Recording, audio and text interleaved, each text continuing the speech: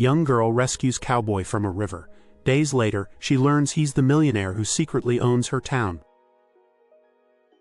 The rain fell in sheets over Willow Creek, flooding its dirt roads and sending thick torrents down the riverbanks. Sophie Marin, 26, a petite woman with hazel eyes, wind-whipped brown curls and flowers still on her apron from her family's bakery, was on her way home from delivering emergency bread donations when she saw it.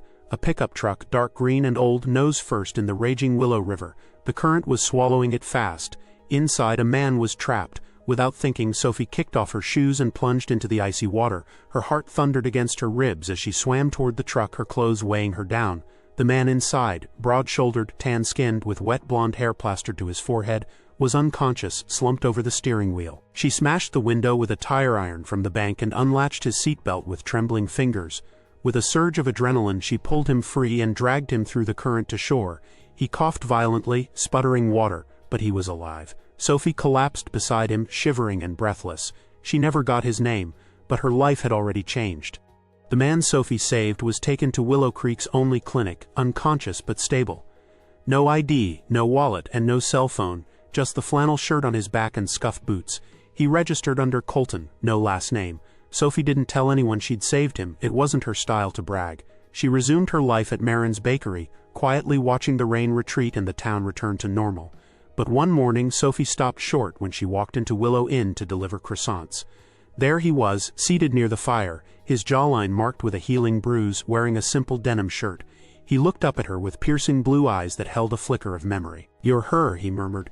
"You pulled me out." Sophie nodded, shy but resolute. "And you're welcome." He offered a slow smile. "Name's Colt Remington." They shook hands. Something passed between them. Curiosity, recognition, something unspoken. Sophie had no idea she'd just met the man who would threaten everything she loved about Willow Creek, but she would find out soon. Colt began to recover quickly. Despite the stormy first impression, he was surprisingly charming. Tall, tanned, and rough around the edges, Colt spent his mornings walking along the riverbank and his afternoons lingering in town, asking questions about local landmarks. Sophie found herself bumping into him, often at her bakery, always polite, always smiling, that cowboy smile that made her knees wobble. He helped her carry crates. He complimented her cinnamon rolls. He even offered to fix the squeaky back door to the bakery. They started chatting over coffee, talking about childhood dreams, the warmth of small towns, the loneliness of modern life. Colt never spoke of his past, and Sophie didn't press. But something about him felt too polished, too measured. Still, she liked him, and she hadn't liked anyone in a long time. She didn't yet know that Colt's secrets would soon crack open like the window she'd shattered to save him. Willow Creek was a town where whispers traveled faster than the mail. One afternoon, Sophie overheard a peculiar conversation while restocking jam jars in the bakery. Some fancy developers sniffing around, an older woman said to her friend over tea. "Big firm out of the city. Word is they're planning to buy the town square." Sophie felt her stomach twist. That night she found Colt sitting under the gazebo near the river. The moonlight cast shadows across his face, and for a moment he looked more like a stranger than a friend. "You hear the rumors?" she asked. Colt looked at her for a long second. "I've heard a few." She narrowed her eyes. "You wouldn't know anything about that, would you?" He chuckled. "I'm just a cowboy who got caught in a storm." But something in his voice didn't sit right, and Sophie knew better than to trust beautiful men with beautiful lies. Colt vanished the next morning. No note, no goodbye, nothing. Sophie stood at the inn's front desk, staring at the empty space where his boots had been. The innkeeper, Mrs. Riggins, just shrugged. Said he had business in the city, left early. Business, something wasn't right. Sophie tried to shake it off. Maybe she'd imagined their connection. Maybe he was just a wanderer with a rough past. But deep down a voice whispered he left because he couldn't keep lying. Sophie tried to refocus, kneading dough, helping customers, delivering muffins to her favorite librarian. But Colt's absence lingered like smoke. She didn't know his full name, his job, or where he came from. Yet she missed him, and she couldn't explain why. 1 week later, while picking up a bag of flour, she saw it. A glossy brochure slipped beneath the register at the general store. Black Ridge Holdings presents The Future of Willow Creek, Modern Homes, Luxury Retail and Innovation. And standing in the corner of the photo was Colt, in a tailored suit, smiling like a man used to owning the world. Sophie's breath caught. The man she pulled from a river wasn't just some charming drifter. He was Colt Remington, CEO of Black Ridge Holdings, a real estate conglomerate famous for swallowing small towns and spitting out luxury suburbs. She couldn't believe it. Everything, his casual charm, the quiet questions, the long walks through town, had been part of his research. He hadn't just been curious about Willow Creek, he'd been scouting it, and she'd fallen for it, for him. Sophie stormed home, slamming the brochure on her kitchen table. Anger boiled under her skin. Her instincts had been right. He was hiding something, and she had let him in. Still, a part of her hurt more than it should have, not just because he lied, but because she had started to trust him, and trust was sacred in Willow Creek. The next Thursday, the town hall filled to bursting. Flyers had gone out, word had spread, everyone wanted answers about the proposed redevelopment. And there he was, Colt, clean-shaven, suited, polished, standing at the podium with a presentation about progress and economic growth. Sophie stood in the back, arms crossed, heart pounding. He spoke smoothly, with practiced charm. "We see Willow Creek not just as a location but as a canvas for innovation and connection. Black Ridge wants to invest in your future." Sophie couldn't stay silent. She stepped forward, her voice shaking. "So you'll bulldoze our history for condos? You'll erase what makes this town ours for profit?" Gasps echoed. People turned. Colt froze when he saw her. Guilt flickered across his face. "Sophie, you lied to me," she said. "You pretended to care, but you were just doing business." The room fell silent, and Sophie walked out, leaving Colt with nothing but regret in his chest.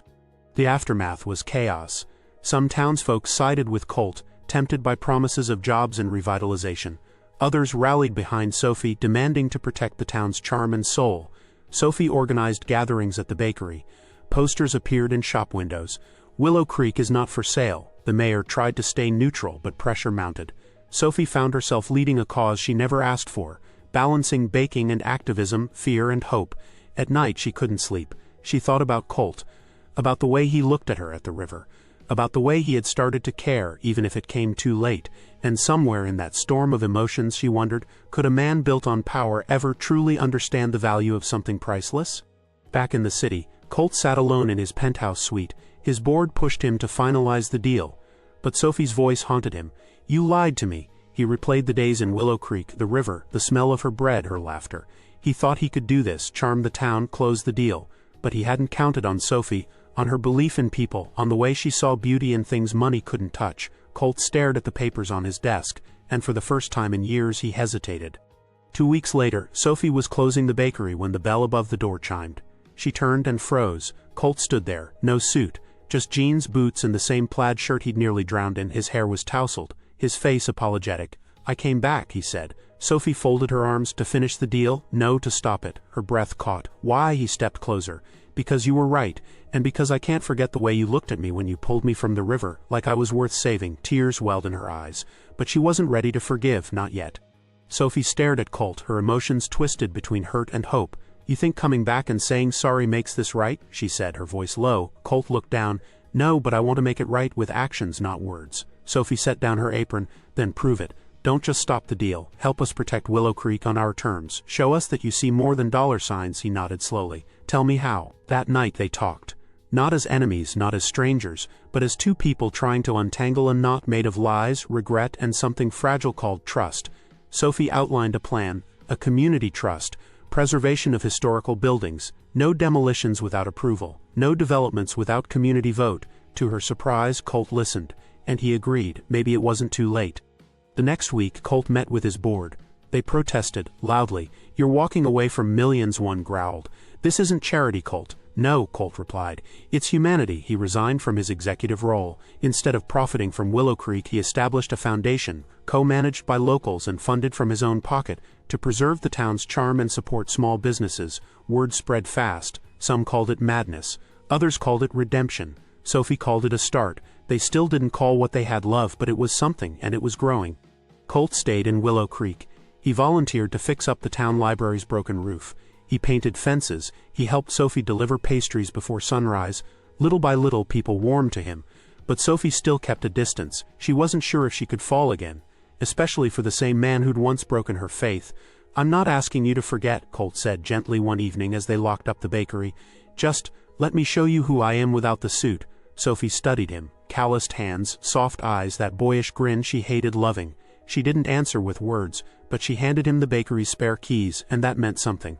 One rainy afternoon, Sophie confided her dream, an old Victorian shop downtown she always imagined turning into a bookstore cafe. "A place with shelves full of stories and fresh cinnamon rolls," she laughed. Colt's eyes lit up. "Let's build it together." Sophie blinked. "You're serious?" "I'm not just staying for you," he said. I'm staying for this town, for what it taught me, for what I almost destroyed." Together, they bought the old shop. They scrubbed paint off hardwood floors, installed shelves, built a reading nook under the window. Her dream began to take shape, and so did their future. The opening day of Riverbend Books and Brews arrived with balloons, laughter, and free cupcakes. Locals poured in, some out of curiosity, others to support Sophie, and even more to catch a glimpse of the former millionaire-turned-volunteer who now brewed lattes. Colt manned the register with an apron that said, "Ask me about my favorite novel." Sophie worked the espresso machine with practiced ease. The place was alive. Children flipped through picture books. Elderly folks sipped coffee. The town's heartbeat thumped warmly between shelves and smiles. As they cleaned up that evening, Colt turned to Sophie. "We did it," she smiled. "We did." A month later, Colt brought Sophie to the riverbank where their story began. It was quiet. The water flowed gently. Fireflies danced under the dusk sky. He pulled a small wooden box from his jacket and opened it. Inside was a simple silver band engraved with the words, "Worth saving." "I don't want to leave again," he said. "Not the town, not you. I want to be part of this, permanently." Sophie's breath caught. "You're not asking me to marry you?" "Not yet," he said, smiling. "Just to let me stay in your life, in your town, in your heart." She took the ring and slid it on her finger. "I think," she whispered, "you already have." Just when things seemed perfect, a developer from out of state arrived. He pitched a flashy new project: hotels, franchises, a shopping plaza on Willow Creek's outskirts. And he wasn't asking. Colt was livid. This is exactly what we fought to stop. But now it wasn't his land. He'd passed control to the community trust, and the vote had to go through the town. Sophie rallied the people again. They created flyers, hosted forums at the bookstore, and shared memories of what Willow Creek meant. Colt stood beside her, not as a leader but as one of them. Together they fought. On voting day, the community center buzzed with nervous energy. Ballots were cast, fingers were crossed, old folks argued, kids passed out lemonade. Sophie held Colt's hand tight. When the results were announced, proposal denied. Cheers erupted, people hugged, children danced. And Sophie looked at Colt with something she hadn't let herself feel fully until now: complete trust. He didn't just stay, he changed. The months that followed were filled with joy. The bookstore became a hub for the community. Colt started a writing group. Sophie hosted open mic poetry nights. They added a garden behind the shop. A stray cat named Biscuit became the unofficial mascot. More than lovers, they became partners, building something lasting, rooted in love, truth, and second chances. And whenever tourists asked about the silver ring on Sophie's hand, she'd smile and say, "It means he was worth saving, and so was our town." One cool autumn evening they stood outside the shop, watching the sun set over Willow Creek. Sophie leaned against Colt, the silver ring still warm on her finger. "Did you ever imagine this life?" he smiled. "No, I was chasing things that didn't matter until you showed me what does," she laughed. "Like cinnamon rolls and libraries?" "Exactly," he grinned. "And a woman brave enough to dive into a river for a stranger," their hands intertwined. Sometimes stories don't start in fairy tales. They start in storms, in broken truths, in second chances. And sometimes the ones worth saving are the ones who save you right back. If you love this story, don't forget to like, share, and subscribe for more heartwarming tales just like this.